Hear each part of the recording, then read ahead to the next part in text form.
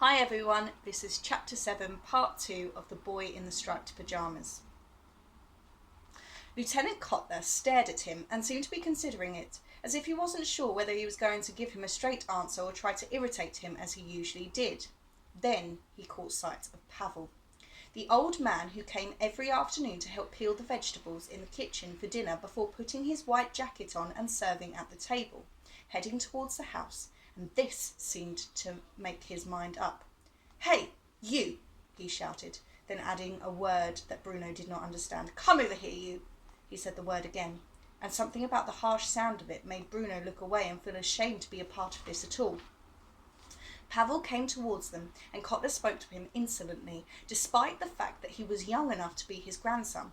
"Take this little man to the storage shed at the back of the main house. Lined up along a side wall with some old tyres. He will select one, and you are to carry it wherever he asks you to.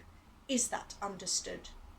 Pavel held his cap before him in his hands and nodded, which made his head bow even lower than it already was. "Yes, sir," he said in a quiet voice, so quiet that he may not even have said it at all. "And afterwards, when you return to the kitchen, make sure you wash your hands before touching any of the food, you filthy—" Lieutenant Kotler repeated the word he had used twice already, and he spat a little as he spoke.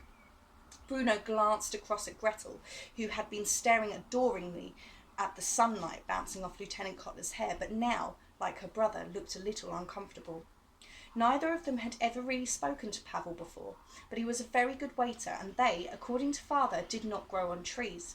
"Off you go, then," said Lieutenant Kotler, and Pavel turned and led the way towards the storage shed, followed by Bruno, who from time to time glanced back in the direction of his sister and the young soldier, and felt a great urge to go back there and pull Gretel away, despite the fact that she was annoying and self-centered and mean to him most of the time. That, after all, was her job. She was his sister, but he hated the idea of leaving her alone with a man like Lieutenant Kotler. There really was no other way to dress it up. He was just plain nasty. The accident took place a couple of hours later, after Bruno had located a suitable tyre, and Pavel had dragged it to the large oak tree on Gretel's side of the house, and after Bruno had climbed up and down and up and down and up and down the trunk to tie the rope securely around the branches and the tyre itself. Until then, the whole operation had been a tremendous success. He had built one of these once before, but back then he had had Carl and Daniel and Martin to help him with it. On this occasion he was doing it by himself, and that made things decidedly trickier. And yet somehow he managed it, and within a few hours he was happily installed inside the centre of the tyre and swinging back and forth as if he did not have a care in the world, although he was ignoring the fact that it was one of the most uncomfortable swings he had ever been on in his life. He lay flatter out across the centre of the tyre and used his feet to give himself a good push off the ground. Every time the tyre swung backwards, it rose in the air and narrowly avoiding hitting the trunk of the tree itself, but it still came close enough for Bruno to use his feet to kick himself even faster and higher on the next swing. This worked very well until his grip on the tyre slipped a little, just as he kicked the tree, and before he knew it, his body was turning inside and he fell downwards, one foot still inside the rim, while he landed face down on the ground beneath him with a thud. Everything went black for a moment, and then came back into focus. He sat up on the ground just as the tyre swung back and hit him on the head, and he let out a yelp and moved out of its way. When he stood up, he could feel that his arm and leg were both very sore, as he had fallen heavily on them, but they weren't so sore that they might be broken. He inspected his hand, and it was covered in scratches, and when he looked at his elbow, he could see a nasty cut. His leg felt worse, though, and when he looked down at his knee, just below where his shorts ended, there was a wide gash which seemed to have been waiting for him to look at it, because once all the attention was focused on it, it started to bleed rather badly. "Oh dear," said Bruno out loud, staring at it and wondering what he should do next. He didn't have to wonder for long, though, because the swing that he had built was on the same side of the house as the kitchen, and Pavel, the waiter, who had helped him find the tyre, had been peeling potatoes while standing at the window and had seen the accident take place. When Bruno looked up again, he saw Pavel coming quickly towards him, and only when he arrived did he feel confident enough to let the woozy feeling that was surrounding him take him over completely. He fell a little, but didn't land on the ground this time, as Pavel scooped him up. I don't know what happened, he said. It didn't seem dangerous at all. You were going too high, said Pavel in a quiet voice that immediately made Bruno feel safe. I could see it. I thought that at any moment you were going to suffer a mischief. And I did, said Bruno. You certainly did. Pavel carried him across the lawn and back towards the house, taking him into the kitchen and settling him on one of the wooden chairs.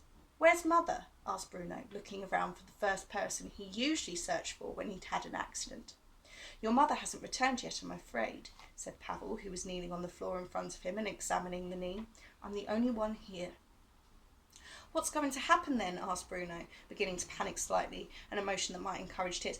I might bleed to death. Pavel gave a gentle laugh and shook his head.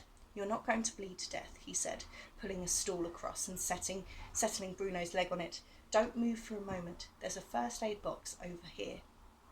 Bruno watched as he moved around the kitchen, pulling the green first aid box from a cupboard and filling a small bowl with water, testing it first with his finger to make sure that it wasn't too cold. Will I need to go to hospital? Asked Bruno. No, said Pavel when he returned to his kneeling position, dipping a dry cloth into the bowl and touching it gently to Bruno's knee, which made him wince in pain, despite the fact that it wasn't really all that painful. It's only a small cut. It won't even need stitches. Bruno frowned and bit his lip nervously as Pavel cleaned the wound of blood and then held another cloth to it quite tightly for a few minutes. When he pulled it away again, gently, the bleeding had stopped, and he took a small bottle of green liquid from the first aid box and dabbed it over the wound, which stung quite sharply and made Bruno say "ow" a few times in rapid succession. It's not that bad, said Pavel, but in a gentle and kindly voice. Don't make it worse by thinking it's more painful than it actually is. Somehow this made sense to Bruno, and he resisted the urge to say "ow" any more. And when Pavel had finished applying the green liquid, he took a bandage from the first aid box and taped it to the cut. There, he said. All better, eh? Bruno nodded and felt a little ashamed of himself for not behaving as bravely as he would have liked. Thank you, he said. You're welcome, said Pavel. Now you need to stay sitting there for a few minutes before you walk around on it again, all right? Let the wound relax, and don't go near that swing again today. Bruno nodded and kept his legs stretched out on the stool, while Pavel went over to the sink and washed his hands carefully, even scrubbing under his nails with a wire brush, before drying them off and returning to the potatoes. Will you tell Mother what happened? Asked Bruno, who had spent the last few minutes wondering whether he would be viewed as a hero for suffering an accident or a villain for building a death trap. I think she'll see for herself, said Pavel, who took the carrots over to the table now and sat down opposite Bruno as he began to peel them onto an old newspaper. Yes, I suppose so, said Bruno. Perhaps you'll want to take me to a doctor. I don't think so, said Pavel quietly. You never know, said Bruno, who didn't want his accident to be dismissed quite so easily. It was, after all, quite the most exciting thing that had happened to him since arriving here.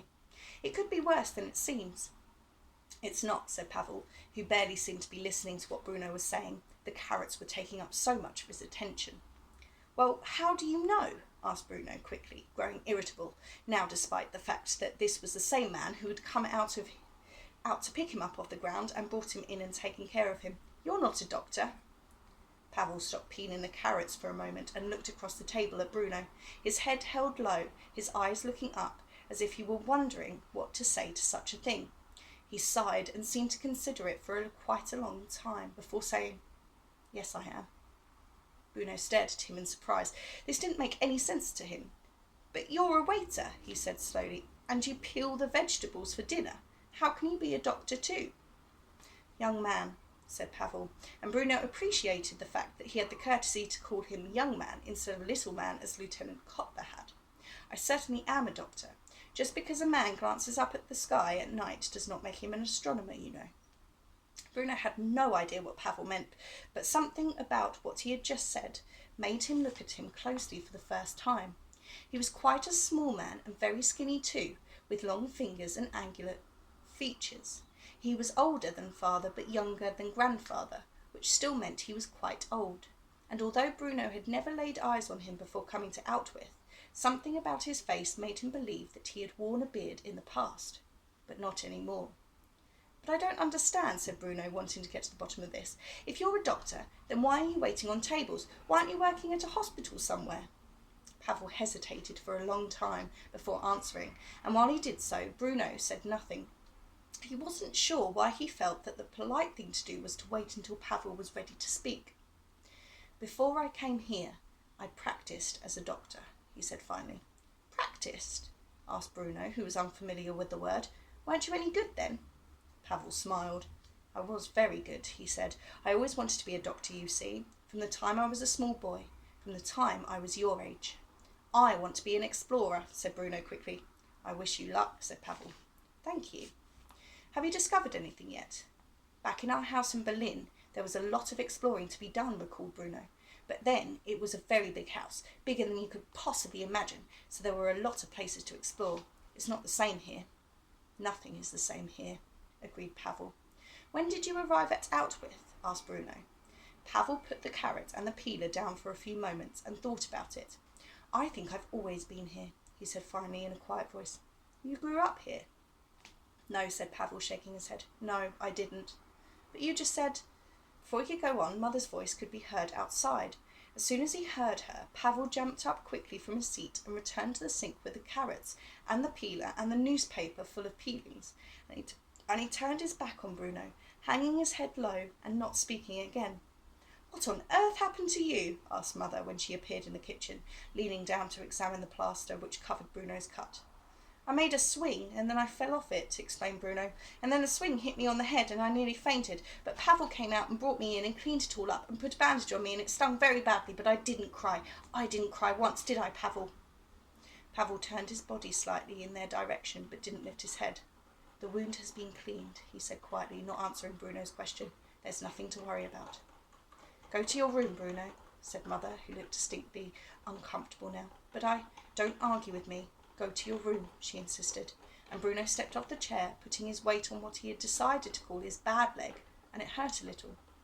He turned and left the room, but was still able to hear Mother saying thank you to Pavel as he walked towards the stairs, and this made Bruno happy because surely it was obvious to everyone that if it hadn't been for him, he would have bled to death. He heard one last thing before going upstairs, and that was Mother's last line to the waiter who claimed to be a doctor.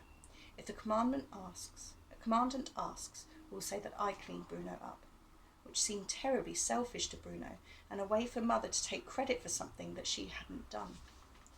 And the question is, how do you feel about what happens to Pavel?